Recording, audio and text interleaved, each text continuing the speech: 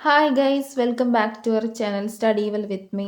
ഈ വീഡിയോയിലൂടെ നമ്മൾ ഡിസ്കസ് ചെയ്യാൻ വേണ്ടി പോകുന്നത് ജെയിംസ് ദർബർ എഴുതിയ the unicorn in the garden എന്ന സ്റ്റോറിയുടെ സമ്മറിയാണ്. വീഡിയോയിലേക്ക് കിടക്കുന്നതിന് മുന്നായിട്ട് ആദ്യമായിട്ടാണ് നിങ്ങൾ ഈ ചാനൽ കാണുന്നുണ്ടെങ്കിൽ എല്ലാവരും ഒന്ന് ചാനലിനെ സബ്സ്ക്രൈബ് ചെയ്ത് സപ്പോർട്ട് ചെയ്യുക. ഒപ്പം ഈ ഒരു വീഡിയോ നിങ്ങളുടെ ഫ്രണ്ട്സിനെയും കൂടി ഷെയർ ചെയ്ത് കൊടുക്കുക. അപ്പം നമുക്കൊട്ട് ലേറ്റ് ആക്കാതെ തന്നെ നമ്മുടെ വീഡിയോയിലേക്ക് കിടക്കാം. ആദ്യം എഴുത്തുകാരനെ പറ്റിയിട്ട് നോക്കാം. ജെയിംസ് ദർബർ. ഇദ്ദേഹം ജനിക്കുന്നത് ഒഹയോയിലെ കൊളംബസിൽ 1894 ഡിസംബർ 8-നാണ്. മരണപ്പെടുന്നത് 1961.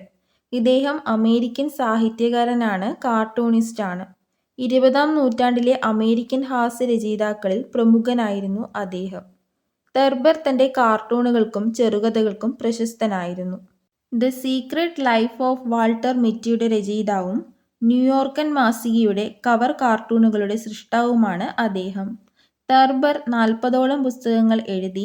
എ ദർബർ കാർണിവൽ എന്ന ബ്രോഡ്വേ നാടകത്തിന് ടോണി അവാർഡ് നേടി. അതിൽ അദ്ദേഹം പലപ്പോഴും അഭിനയിച്ചിട്ടുമുണ്ട്. സ്റ്റോറിയുടെ സമ്മറി നോക്കാം.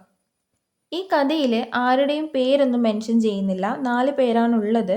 അതിൽ ഒരാളുണ്ട്, ഒരു മാനുണ്ട്, അദ്ദേഹത്തിൻ്റെ വൈഫുണ്ട്, പോലീസുകാരനുണ്ട്, പിന്നെ ഒരു മനഃശാസ്ത്രജ്ഞനുണ്ട്. ഇവർ 4 പേരാണ് ക്യാരക്ടേഴ്സ്. ഒരിക്കലൊരാൾ, ഓൾറെഡി ഞാൻ പറഞ്ഞു പേരൊന്നും മെൻഷൻ ചെയ്തിട്ടില്ല, അയാളുടെ വീട്ടിലെ ഡൈനിങ് റൂമിൽ ഇരുന്നു കൊണ്ട് രാവിലത്തെ ഭക്ഷണം കഴിക്കുകയാണ്.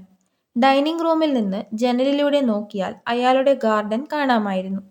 അവിടേക്ക് അയാൾ നോക്കിയ സമയത്ത് സ്വർണ്ണക്കൊമ്പുള്ള വെളുത്ത യൂണിക്കോൺ ഗാർഡനിലെ റോസാപ്പൂക്കൾ കഴിക്കുന്നതായി അയാൾ കണ്ടു.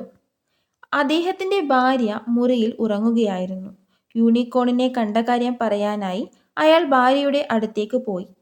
അദ്ദേഹം ഭാര്യയെ വിളിച്ചുണർത്തി. ഉറക്കത്തിലായതുകൊണ്ട് തന്നെ അവൾക്ക് ഉറക്കച്ചടവുണ്ടായിരുന്നു. നമ്മുടെ ഗാർഡനിൽ ഒരു യൂണിക്കോൺ വന്നിട്ടുണ്ടെന്നും അതിന് സ്വർണ്ണക്കൊമ്പുണ്ടെന്നും അത് നമ്മുടെ ഗാർഡനിലെ റോസാപ്പൂക്കൾ തിന്നുകയാണെന്നും അയാൾ ഭാര്യയോട് പറഞ്ഞു. അപ്പോൾ അവൾ പറഞ്ഞു, യൂണിക്കോൺ പുരാണത്തിലുള്ള ഒരു ആനിമലാണ്, അതെങ്ങനെ ഇവിടെ വരാൻ? നിങ്ങൾക്ക് തോന്നിയതാവും എന്ന് പറഞ്ഞ് അവൾ പിന്നെയും കണ്ണടച്ചുറങ്ങാനായി പോയി. ഭാര്യ എന്താ താൻ പറയുന്നത് വിശ്വസിക്കാത്തത് എന്നൊക്കെ മനസ്സിൽ ആലോചിച്ച് അയാൾ ഗാർഡനിലേക്ക് പോയി. അയാൾ തുലിപ്സ് ഫ്ലവറിൻ്റെ ഇടയിൽ തിരഞ്ഞപ്പോൾ അതാ യൂണിക്കോൺ അവിടെ നിൽക്കുന്നു. തുലിപ്സ് ഫ്ലവറിൻ്റെ പിക്ചർ ഞാൻ ഇവിടെ കൊടുക്കാം. അയാൾ ഒരു ലില്ലി പറിച്ചെടുത്ത് യൂണിക്കോണിന് കൊടുത്തു. യൂണിക്കോൺ അത് ഭക്ഷിച്ചു. അദ്ദേഹം പിന്നെയും ഭാര്യയുടെ അടുത്തേക്ക് പോയി. ഭാര്യയെ വിളിച്ചുണർത്തി യൂണിക്കോൺ താൻ കൊടുത്ത ലില്ലിപ്പൂ കഴിച്ചെന്നും പറഞ്ഞു. ഭാര്യ അയാളെ ദേഷ്യത്തോടെ ഒന്ന് നോക്കി. അവൾ അയാളെ ബൂബി എന്ന് വിളിച്ചു. പിന്നെയും അയാൾ സംസാരിക്കാൻ ആരംഭിച്ചപ്പോൾ അവൾ അയാളെ ബൂബി ഹാച്ചിലേക്ക് അയക്കുമെന്ന് ഭീഷണിപ്പെടുത്തി. ബൂബി ഹാച്ച് എന്ന് പറഞ്ഞാൽ മെൻ്റൽ ഹോസ്പിറ്റലാണ്. അങ്ങനെ ഭീഷണിപ്പെടുത്തി അവൾ. ശേഷം അയാൾ എന്ത് ചെയ്തു? പിന്നെയും ഗാർഡനിലേക്ക് പോയി. അയാൾ ഗാർഡനിൽ പോയപ്പം യൂണിക്കോണിനെ അവിടെയൊന്നും കാണാനില്ല. അങ്ങനെ അയാൾ ഗാർഡനിലെ റോസാപ്പൂക്കൾക്കിടയിൽ ഇരുന്ന് ഉറങ്ങിപ്പോയി. ശേഷം ഭാര്യ ഒരു പോലീസുകാരനെ ഫോണ് വിളിച്ച് കാര്യങ്ങളൊക്കെ സംസാരിച്ചു. എൻ്റെ ഹസ്ബൻഡ് യൂണിക്കോണിനെ കണ്ടെന്നൊക്കെ പറഞ്ഞു എന്നൊക്കെ പറയാണ്. അതിനുശേഷം അവളൊരു മനഃശാസ്ത്രജ്ഞനെയും ഫോൺ വിളിക്കുന്നുണ്ട്. എന്നിട്ടും അദ്ദേഹത്തിനോടും ഈ സെയിം കാര്യങ്ങളൊക്കെ പറയുകയാണ്. എന്നിട്ട് 2 പേരോടും വീട്ടിലേക്ക് വരാൻ ആവശ്യപ്പെട്ടു. അങ്ങനെ അവർ 2 പേരും വീട്ടിലേക്ക് വന്ന് വീട്ടിലുള്ള കസേരയിൽ ഇരുന്നു.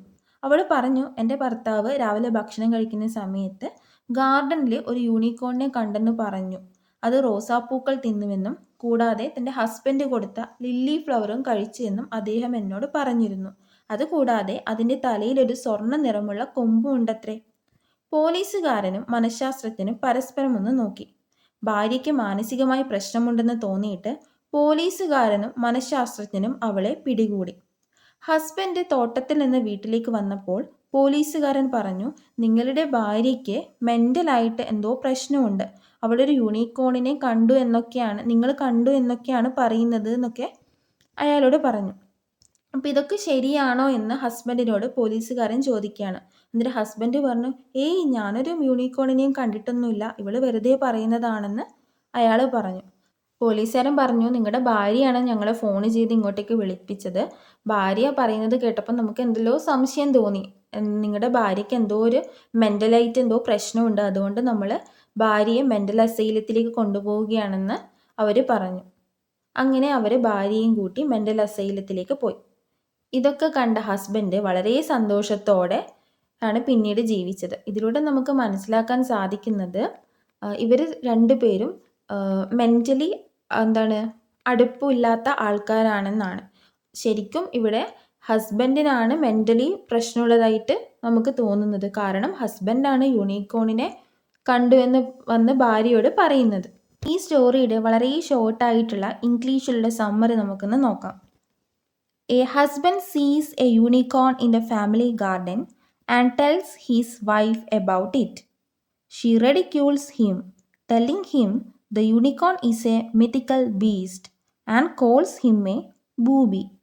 When he persists, she threatens to send him to the booby hatch. Booby hatch means the mental institution. He persists and she summons the authorities. However, after she tells them what her husband saw, they force her into a straitjacket. They then ask the husband if he told his wife he had seen a unicorn. He tells them that he has not, because the unicorn is a mythical beast. Thus they take the wife away instead, and the husband lived happily ever after.